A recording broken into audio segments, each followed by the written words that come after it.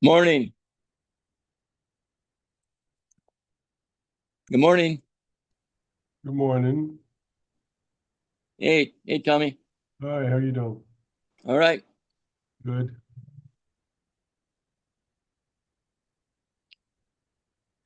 I'm multitasking, Tommy. I'm mediating and overseeing. You're what? Yeah, I'm you multitasking. yeah. That's a mistake. That's how we do. But We got a lot to do. So how you and been? I he's haven't talked to you in a while. doing fine. My son-in-law, Colonel Cavedo, is might have to retire, but that's okay. He has 5 tours. Oh, that's enough. That's enough. Oh yeah, for sure. Well, we have 400 plus vacancies, so we we, we Thank have you. a champion of change policy, champion of change campaign to fill our vacancy. So if he wants to make positive changes to our correctional system, He'd be honored. He has all that background. good, good. He has a special ops background. I shouldn't say it out loud, but he does. It's all good. We could use it. We could use his talents. Trust me.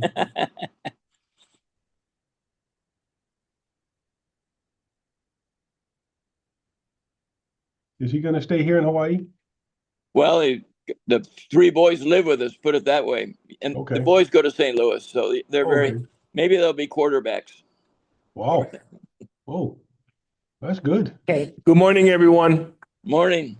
Aloha and welcome to this morning, February 12th, 2026 meeting of the Hawaii Correctional System Oversight Commission.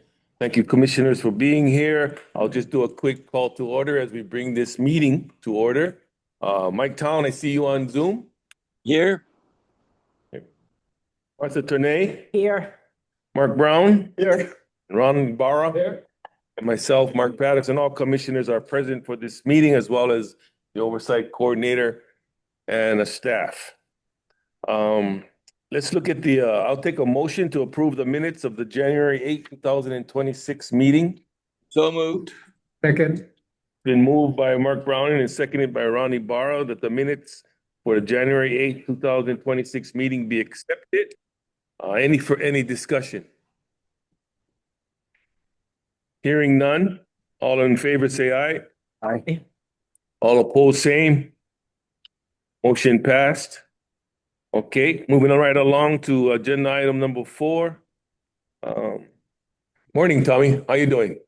Pretty good. Pretty good. Give you the floor at this time. Okay. We don't have any updates for the OCCC project, but I did want to let the commission know we're looking at a couple of changes in the facilities.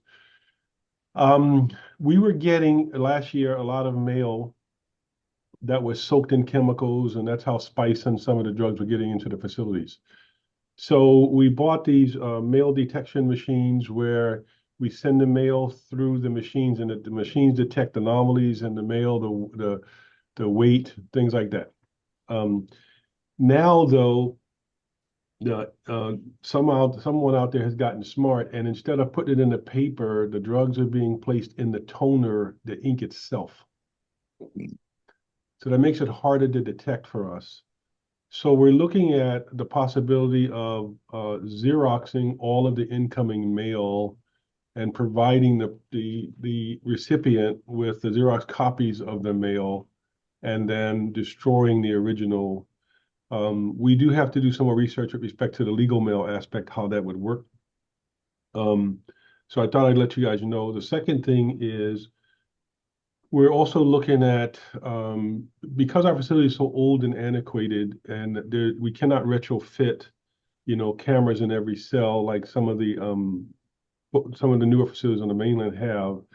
So in order to address the issue of assaults and suicides, we're looking at biotype anklets that will let us know when someone's heart rate is up, perspiration rate is up, pulses increase, things like that. Now, they very well could be exercising or doing other stuff, but at least if we're able to pilot that project initially to see how it works and put the anklets on the higher risk population based on assessment, then I think we would be able to then detect some of the assaults and maybe address them, because we have a lot of nooks and crannies in places like OCCC. If you've been there to Annex 2 upstairs in the shower area over in the corners, Halava is the same way, that we can detect when the person's under duress and then send corrections officers to that location immediately. So we're looking at that as a pilot project, both of those things, just to give you a heads up. We did not go in and ask for funding this year for it, because I think we may have enough funding to start the pilot ourselves. So I just want to let you guys know that. So I'll be working more with Christian on it, because she gave me some information before about some other initiatives on the mainland we're going to take a look at as well.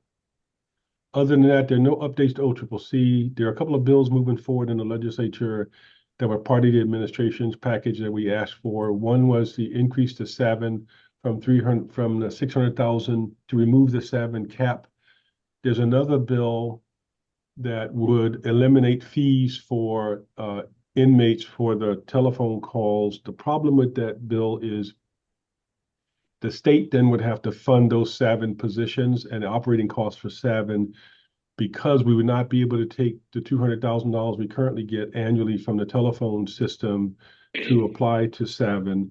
And the 4% commissary charge that we have to support SAVN isn't enough to support the SAVN program. So two different things going.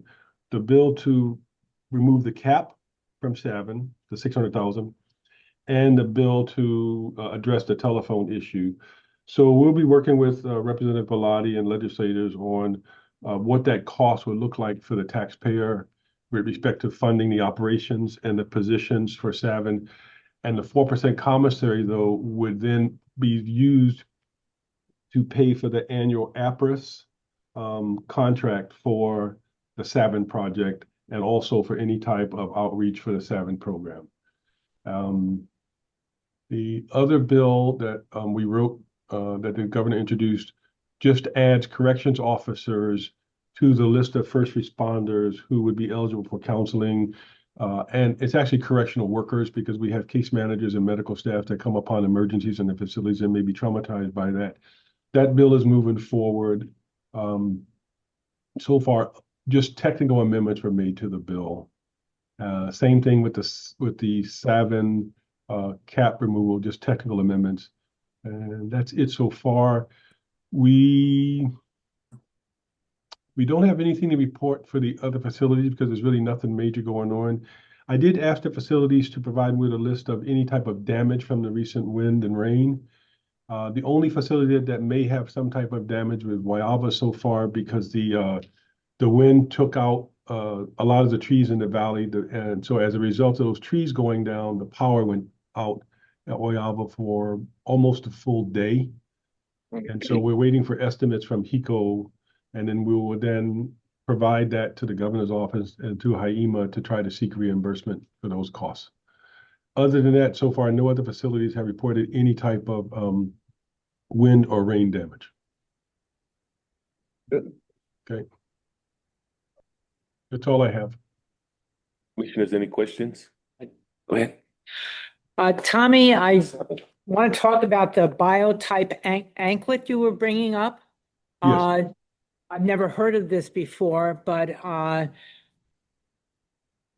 commonly used throughout correctional facilities, putting anklets on inmates? It's used in some correctional facilities for high-risk inmates who are suicidal on safety watch. Our jurisdiction is so small. We have what I think, Martha, to be honest with you, is a higher number of violent incidents of either suicide or assaults and murders in our prisons. A lot of it is due to sometimes the inmates are locked down for extended periods of time. The conditions of the facilities are not that great, as you know. So I'm trying to look at any way out there that we can try to look at saving lives and trying to reduce the number of assaults. If the commission has any other ideas, I'd be glad to entertain them. Because the goal for us is to reduce the number of assaults, reduce the number of suicides to zero, and to certainly reduce the number of murders to zero as well. Okay, Tommy, I can definitely see that this could have a use for people who are currently on suicide watch. Right. Better monitor that. What I'm very concerned about is expanding this to anybody who might potentially be assaulted. That could be any inmate. I don't understand how it would assist with that. Well, the thinking is we do a pilot project with the high-risk inmates first, right? Those that are on safety watch and suicide watch, and maybe Yeah. those that may have mental health issues that may have expressed suicidal ideations previously or attempted suicide in the past. That would be the kind of the pilot.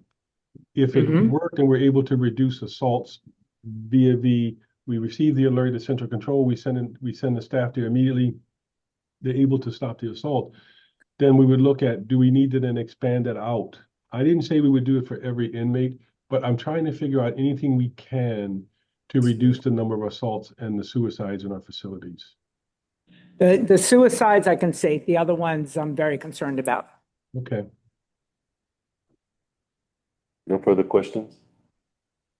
Thank you, Tommy. Welcome. Move on to item number 5, the overview of our commission's legislative priorities. Kristen. Morning. Morning. Good morning, everybody. Last week, Thursday, on February 5th, the commission held its annual kind of legislative priorities meeting where our amazing Commissioner Martha Tourney went through every single bill that was posted and kind of pulled out all bills related to corrections, sometimes the criminal justice as a whole, basically anything the commission may be interested in. The commission went through every bill and discussed and voted on which bills to support, not support, comment on, or just completely pass on. The commission has taken on, I believe it's 35 bills this session. So thank you all for that. And so far, we have submitted testimony on 22. We've submitted 22 testimonies. And we've been in person for the vast majority of those. So very proud of that work already. It's been a very fast launch into session this year, but things are moving along. Later today, we will have all of our legislative, all of the bills that the commission decided to testify on. We're going to have those listed on our website, and then we'll also have links to the commission's testimony. And so if you want to click on the bill and learn more about the bill in general, you'll be able to do that. If you want to see specifically what the commission has posted, you can do that as well. And I think that's it. Thank you. We did meet last week, went over a list of bills to look at, and this list that will be on the website is the result of that meeting that we had regarding the legislative priorities of the commission. So thank you, Kristen and her staff, as well as some of the commissioners for your comments on the testimonies that we've been submitting. Let's move on to item number 6, the Oversight Coordinator Report of the month. Great. Good morning, everybody. So first, we want to start with announcing deaths in custody. Before I announce the deaths in custody in December, I do want to make a note. After reviewing the department's website and also talking to Kevin Dayton from Civil Beat, who does a fantastic job also reporting on deaths in custody, the commission found that we were actually missing 2 deaths from the 2025 reports that we put out. And so we will be updating our October 2025 Oversight Coordinator Report and also updating our 2025 annual report to incorporate those deaths. But to give you a brief overview of what happened on October 12th, an Asian male, 76 years old, was transported to the hospital from the Oahu Community Correctional Center. And on October 29th, the male was pronounced deceased. An autopsy will be conducted to determine the official time and cause of death. And also on Wednesday, October 1st, 2025, at approximately 1:47 a.m., an Asian male in custody, 71 years old, at Halava Correctional Facility was found deceased in the infirmary. DCR reports indicate that the official time of death was 2:47 a.m. And again, an autopsy will be conducted to determine the official cause and time of death. So I do apologize for missing those. One of those the department did not send to us. The other the department did send to us, but it was our mistake in that we did not put it in our report. So I apologize for that. So last year in 2025, there were not 16 deaths in custody, there were actually 18 deaths in custody total. Moving on to the December deaths in custody, the January deaths in custody, there were 3 that occurred. One on December 30th, 2025, a 67-year-old white male was transferred to the hospital after experiencing a medical event at OCCC. And on January 11th, 2026, at 7:57 a.m., the individual was pronounced deceased. The circumstances leading up to this death are still being investigated by the department, and an autopsy will determine the official cause of death. And on Saturday, January 24th, at approximately 7:38 p.m., a Hawaiian male in custody, 29 years old, at the Halava Correctional Facility was found unresponsive in his cell. Security personnel immediately responded, conducted CPR, and alerted 911. EMS arrived on the scene at approximately 7:56 p.m., and at approximately 8:45 p.m., the individual was pronounced deceased. This death does appear to be a suicide, but an autopsy will determine the official cause of death. And on January 26, 2026, a 53-year-old Asian male in custody was reportedly transported to the hospital from OCCC after feeling chest pains. The individual was pronounced deceased on January 27th at 12:35 a.m. while hospitalized. And again, an autopsy will determine the official cause of death. In addition to those, I do want to report one additional death that occurred this month in February. This February death will be reported in writing in our next Oversight Coordinator report. But on Saturday, February 7th, 2026, at approximately 6:33 a.m., a Korean male in custody, 67-year-old at Halava, was found unresponsive in his cell. Security personnel immediately responded, conducted CPR, and alerted 911. EMS arrived on the scene at approximately 6:45 a.m., and at approximately 7:11 a.m., the individual was pronounced deceased. And again, an autopsy will determine the official cause of death. So I apologize for starting off the meeting in that way, but I think that these deaths are extremely important to acknowledge and to talk about.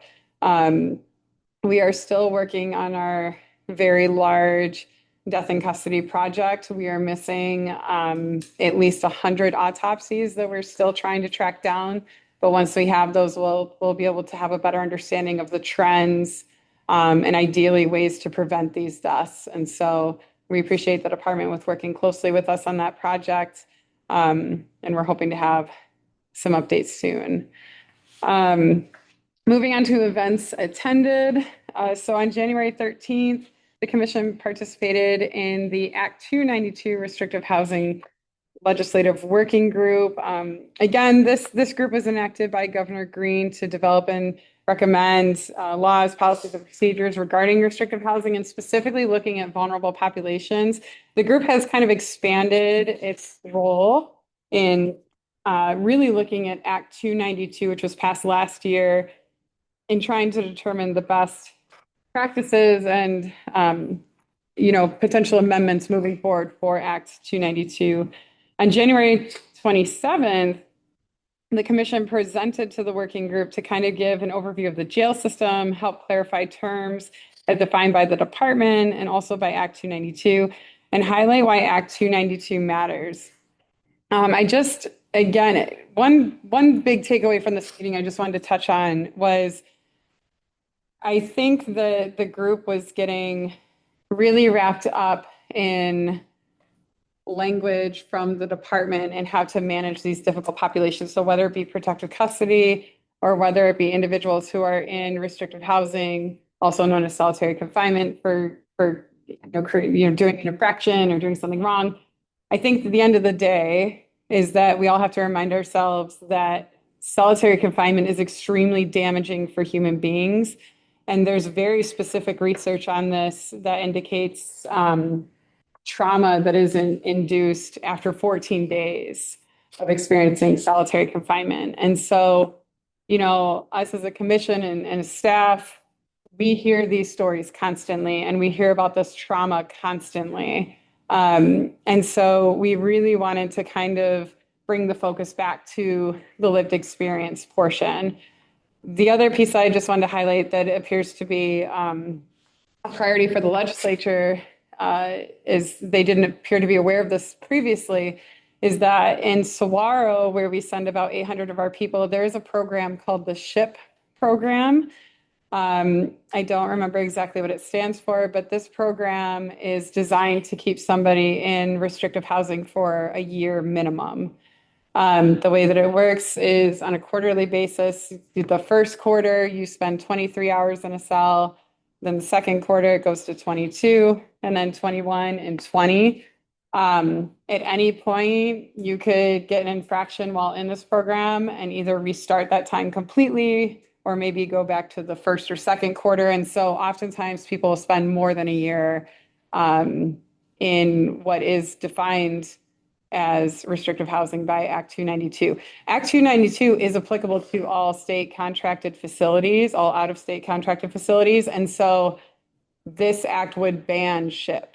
So again, I just bring this up, not to harp on it, but just to highlight the importance of trying to prevent the trauma that people are experiencing in this system. And especially when we're talking about things like suicide prevention, like getting people out of cell and stop utilizing mechanisms such as this, like that is suicide prevention. So I just wanted to make a strong note on that. Other than that, the commission attended a graduation of the Inside Out Dad program and also the 7 Habits of the Inside at Wyava Correctional Facility. That is a fantastic program. 10 participants had graduated. And so that was really great to be a part of.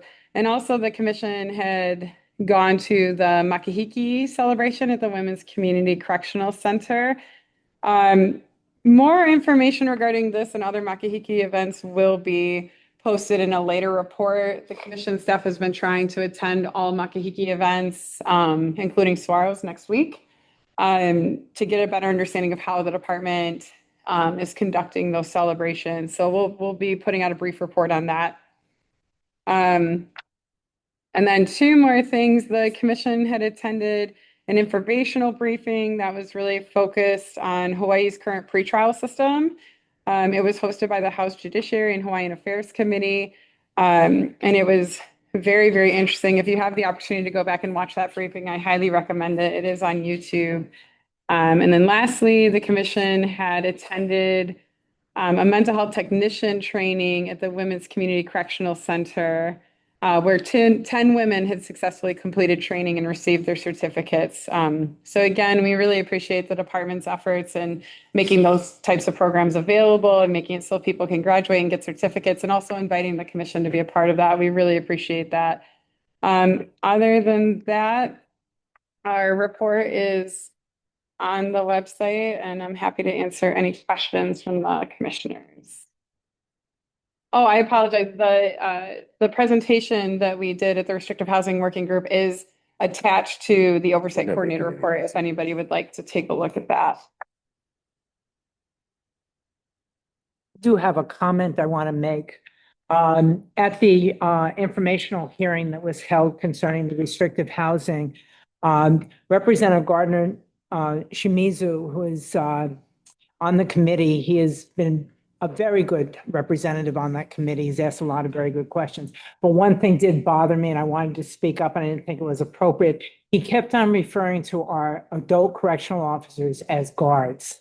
And I think that it's very important that we stress that they are adult correctional officers. It is a profession they have. Director Johnson has had success with the advertising to try and attract people to apply for these jobs. And that advertising, if you've seen it on television, it is a correctional officer who is interacting with an inmate. There is no one who has more contact with our inmates than our correctional officers, and we need to treat them with respect. And so I didn't speak up at that time, Tommy, but it was bothering me that he kept saying guard. Thank you, Martha. Any other comments from the commissioners? Mike, go ahead. Can't hear you. I got to unmute. Am Okay, I there you. unmuted? Okay. Kristen, what is the best practice on these deaths in custody to review them to make sure that weren't preventable, or B, that their placement maybe shouldn't have been in the infirmary or should have been elsewhere, because there's a lot of them, and when it at the court we dealt with those very aggressively and assertively. And when do you think this project will come to fruition? I know it's a big project. I'm not criticizing. We have a lot to learn from every single one. Are you getting cooperation across the board? No, you can totally criticize. I wanted this report done now, so I'm criticizing myself. I'm not happy that it's taken this long. To be honest, we have received cooperation, I think, and especially from the department. I think the department is also really interested to see the trends and have a better understanding of what's going on. And so I've had fantastic cooperation from the department, no issues there. When it comes to requesting these records, it's what's unclear to me right now that we're trying to figure out is if the autopsy was completed and the record is missing, or if the autopsy was not completed and there is no record. That's what we're kind of struggling to find out right now. But we're going back to all the different medical examiner and coroner's offices to get a better understanding of that. We are missing the most, which is fair. The most deaths have occurred on Oahu. And so we're missing the most autopsies from the Honolulu Medical Examiner's Office. That's not to say they've done something wrong. It's just we don't know what the issue is, especially because the records that we're missing are within the state's retention timeframe. And so Director Johnson and I have even talked about, potentially formulating a collective letter from both of us, just, again, requesting these autopsies because the department needs them too. We've found records where the department has consistently followed up and asked for records, but I think at some point, and especially with their understaffing, sometimes things get lost or things aren't continued to be followed up on, especially if it's been months or years. So to answer your question, I genuinely don't know. I think that I think that we're all working collaboratively. It's just unclear to me what happened with these records. And a lot of them are missing between like 2016, 2017, like right in that time frame. And I know that there was a lot of turnover at that time. I believe one of the medical examiners actually was fired. I found in the media for not doing their job. So again, it's unclear to me if the autopsies were completed and it's a matter of really tracking down that documentation, or if autopsies simply were not completed and then we have to move forward and document that and just work with what we have. That's what we're trying to figure out right now. Briefly, I hear from Bob Merce and the community. People want to know how their loved one passed away. I don't blame them. And they want to know if anything was learned. And they also may or may not, God forbid, do want to consult with counsel. I think that's all healthy. These after action reports happen in the military, they happen in the hospitals, they happen in the schools. And so I really want to encourage us moving on that. I know there's a funding issue, but what state does this the best other than us? No, states are terrible with this across the board. Actually one of the big challenges is comparing our death in custody rate with any other state. That's actually one of our biggest challenges. There was a federal law passed a few years back called the Federal Death Reporting Act. And that requires all states for jails and prisons and also police custody to report out on deaths in custody. There are many, many states who are not in compliance with that act at all. There are many states that never posted anything about deaths in custody prior to that. It's usually actually oversight agencies who bring attention to this issue. And so Yeah, it's unfortunately, it's terrible practice across the country when it comes to having an understanding of what is going on and why it's happening. And that's why when we took on this project, we didn't want to just report out on what we're hearing or potentially what we're seeing from the reports. We really wanted to get the autopsy reports to get an understanding of what the official cause of death is.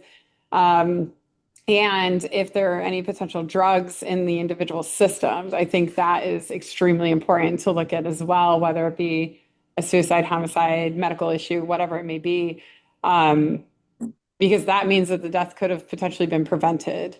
So, yeah, so I wish I had more information for you. Kristen, I asked myself two questions. One, was this death preventable? And I want to believe they are, but we don't know that. Second thing is, if they died in custody, was there a less drastic place they could have been at Leahi or out in the community, or you know what I'm saying? I think everybody deserves to have a compassionate, gentle passing, and the family needs to know it. But I know I'm saying the obvious, but those are my thinking.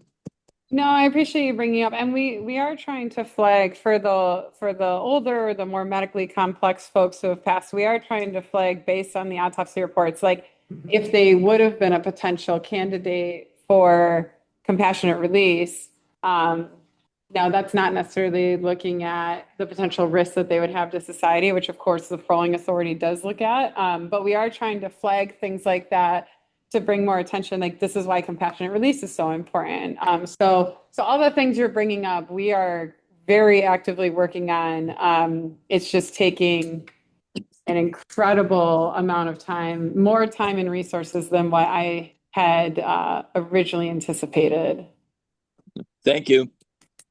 Thank you, Mike. Commissioners, anything else? Okay. All right, thank you, Kristen, for your report. And again, everyone, it's on the website if you wish to review it and go over it in more detail. As we turn to look at the agenda, item number 7 is quite a lengthy item. So what I want to do right now, that's a lot of voting, really. So when every year we want to visit as a commission each facility, yeah, and as we go to the neighboring counties, we have meetings in those counties for the members of this community to come and see us in person. And as we finish those meetings, we then go into the facility. And because we go in as a commission, it requires what we call a limited meeting because we can't bring the meeting into the facilities. So we have to have motions in place. Yeah, we can't bring the public with us into those, and there's no video taping. And so we have to be in agreement as a commission that that's going to happen. Yeah, I think the touring of the facilities have been a positive thing since we began for the last several years. We have our monthly reports on each of those facilities that we visit. And if by chance, for whatever reason, we're not able to visit, we always reschedule and we continue. So all we're doing now is to get the approval to have these limited meetings in each of those facilities for 2026. But before we go into that, I want to jump to item number 8, commissioners, on the agenda for public comment, so we can let those individuals who wish to comment on any issues not on the agenda for commissioners, to consideration for commissioners' agenda on the next meeting. So I want to open it up at this time for the public, if any testimony.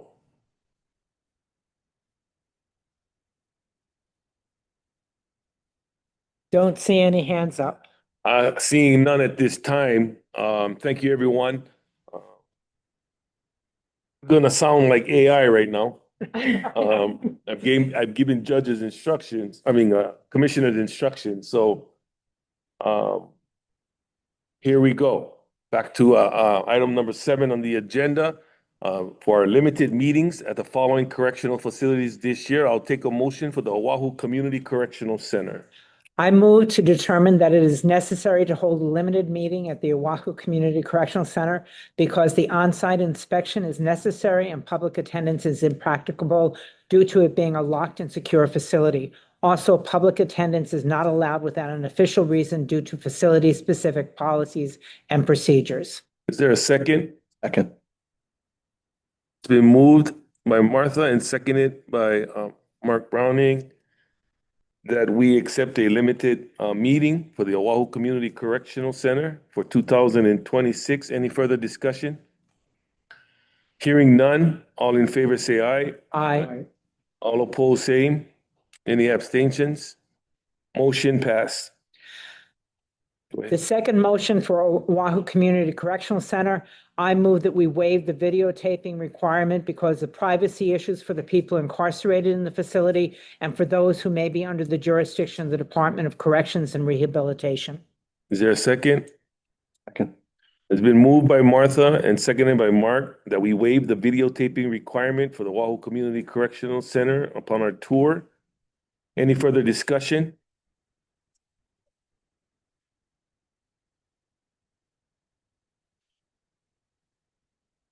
Oh. Okay. In the brief discussion, it's important for us to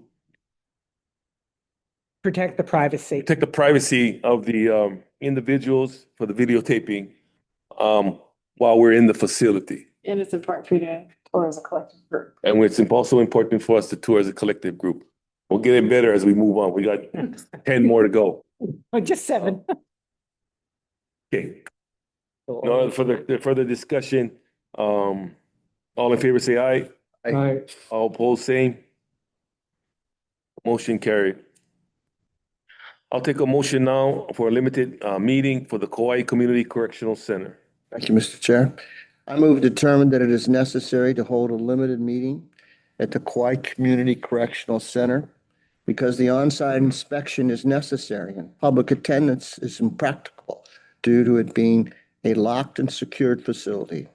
Also, public attendance is not allowed without an official reason due to facility-specific policies and procedures. Can I get a second? Second.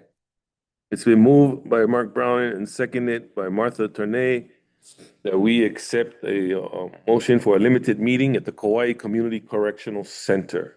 Any further discussion? Once again, in our tours of the Kauai Community Correctional Center, it's impractical for the public to be a part of that at this time, as well as maintaining the confidentiality of the individuals who are incarcerated within the facility itself. With no further discussion, all in favor say aye. Aye. All opposed, same. Motion carried. As the Kauai Community Correctional Center, as to Kauai Community Correctional Center, I move that we waive the videotaping requirement because of the privacy issues for the people incarcerated in the facility and for those who may be under the jurisdiction of the Department of Corrections and Rehabilitation. Is there a second? Second. It's been moved by Mark Brown and seconded by Martha Tornay that we waive the videotaping requirement because of the privacy issues of the people incarcerated at the facility of the Kauai Community Correctional Center. Is there any further discussion? Again, the purpose of this is to protect the privacy of those who are incarcerated at these facilities. All of the commissioners meeting when we have that are public is always videotaped. This is what we're doing is we're waiving this particular meeting due to the privacy issues. No further discussion. All in favor say aye. Aye. All opposed, same. Motion carried. I'll take a motion for a limited meeting for the Hawaii Community Correctional Center at this time. I move to determine that it is necessary to hold a limited meeting at the Hawaii Community Correctional Center because the on-site inspection is necessary and public attendance is impractical due to it being a locked and secured facility. Also, public attendance is not allowed without official reason due to facility-specific policies and procedures. Is there a second? Second. It's been moved by Ronnie Barra and seconded by Mark Browning that we hold a limited meeting at the Hawaii Community Correctional Center in Hilo. Any further discussion? That again, we're going into a locked and secure facility where the public is not allowed anyway, unless they have a specific reason to be there. All right, with no further discussion, all in favor say aye. Aye. All opposed, same. Motion passed. I'll take a second motion.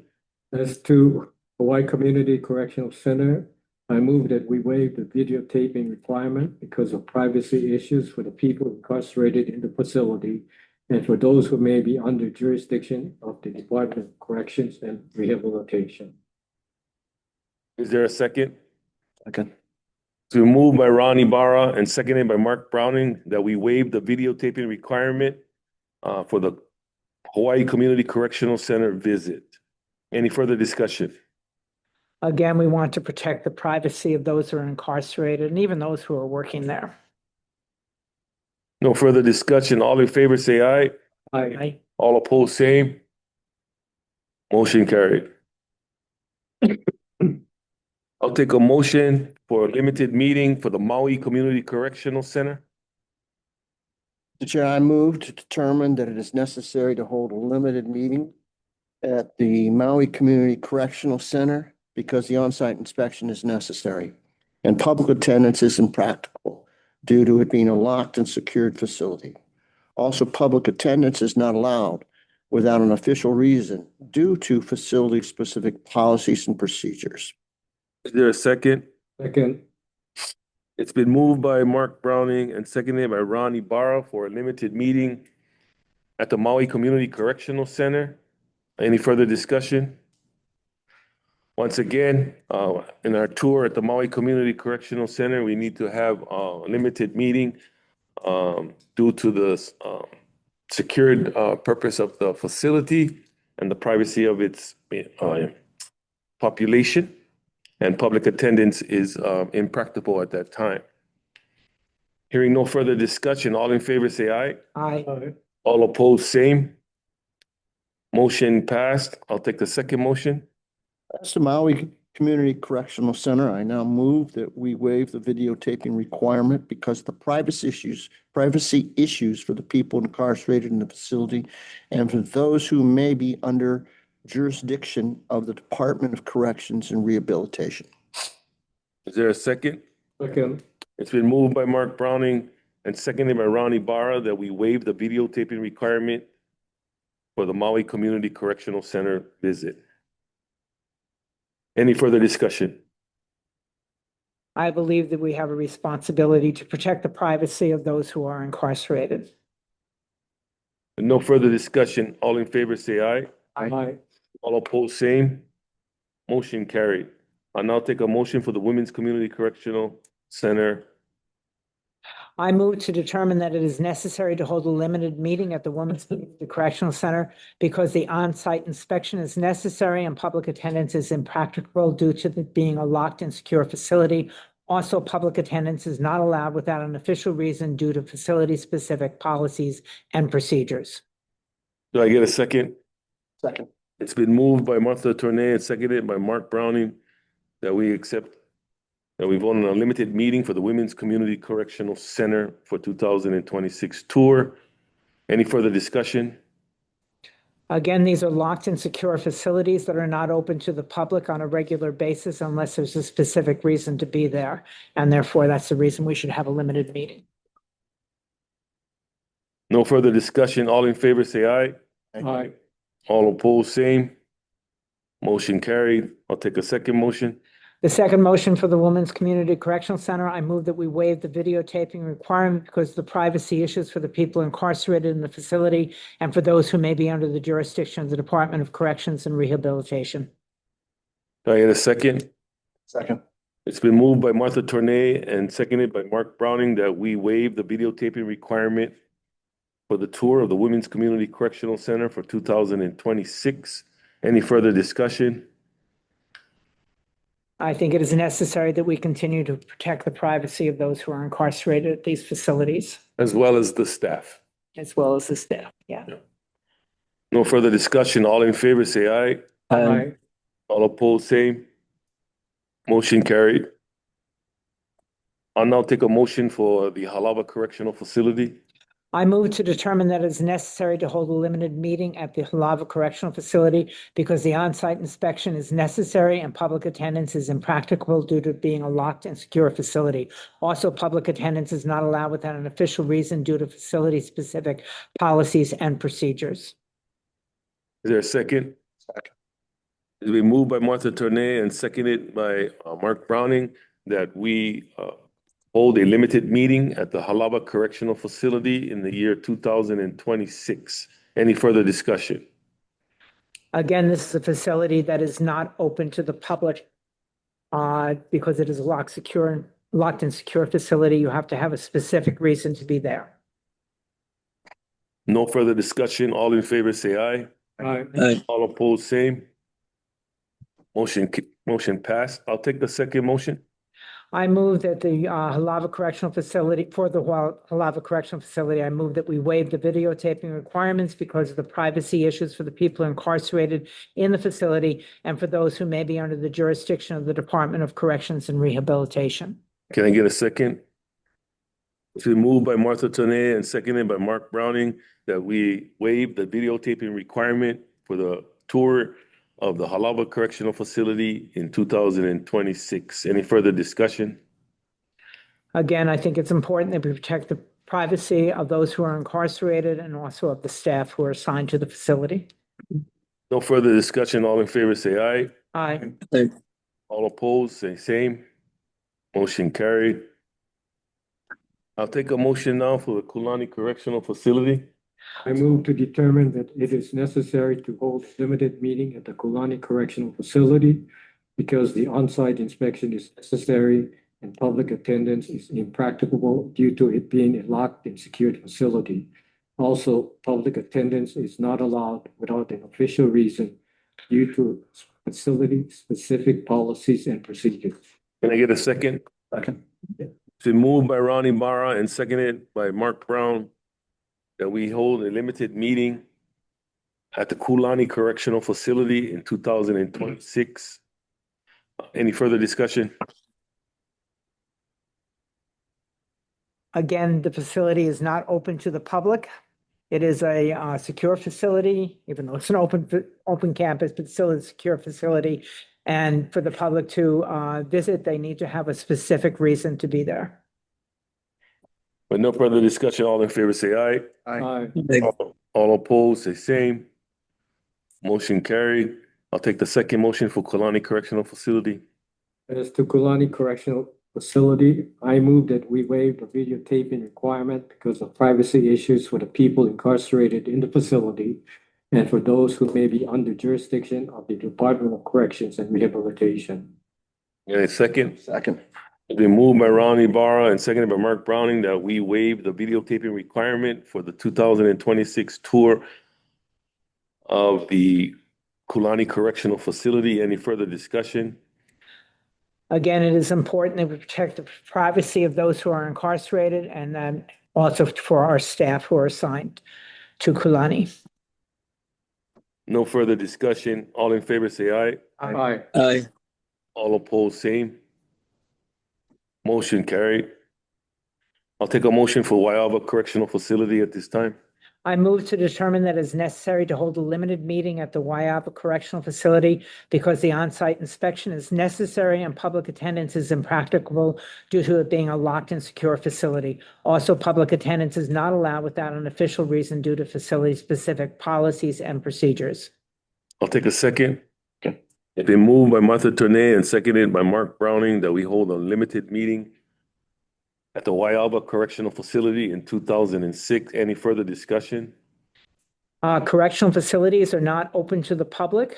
Public can only attend when they have a specific reason to be there. No further discussion. All in favor say aye. Aye. All opposed, say same. Motion carried. I'll take that final motion for the day for Wyaba Correctional Facility. Second motion for Wyaba Correctional Facility, I move that we waive the videotaping requirement because of privacy issues for the people incarcerated in the facility and for those who may be under the jurisdiction of the Department of Corrections and Rehabilitation. Take a second. Second. It's moved by Martha Tornay and seconded by Mark Browning that we waive the videotaping requirement of our commission's meeting for the Guayava Correctional Facility. Any further discussion? It is incumbent upon us to protect the privacy of those who are incarcerated and also the staff who are assigned to the facility. With no further discussion, all in favor say aye. Aye. All opposed, same. Motion passed. Yay. Thank you, commissioners. It's really important. Like I said, these tours have shown a lot, you know, You can't conduct oversight without visiting. yeah, the without facility. visiting, seeing, you know, what recommendations are being taken care of, what recommendations are not. And just being a physical presence for the staff as well as the offenders who are housed there, that the commission is alive and well. And well, as commissioners, this is really just the commissioners. The staff actually go more than we do. Okay. And so we have a visible presence in our statewide facilities. And for those of you who are wondering what just happened, we are required to do this by the Office of Information so that everything is transparent and that the commissioners are in agreement to what we're doing. And we are following all administrative rules and regulations and the Sunshine Law, even on a rainy February day. Okay. So thank you for bearing with us on that. Thank you, those in the public who are here, and for the commissioners for their continuing commitment. And most of all, thank you for our staff. And thank you for having staff and for all the hard work that they continue to do in this legislative session. It's good to see all of you who are on this meeting, that we are continually advocating for a move toward a therapeutic environment in our correctional system, as evident by our presence and your presence at the legislative hearings. Right now, we have a meeting scheduled for Thursday, March 12th at 9:00 a.m. here on Oahu. Yeah. Right? Here on Oahu. And any other further information or questions from the commissioners at this time? No. Once again, thank you for being here. Thank you to the community for being here and being supportive of us and our staff. And I call this meeting to adjourn at this time. Mahalo. Aloha.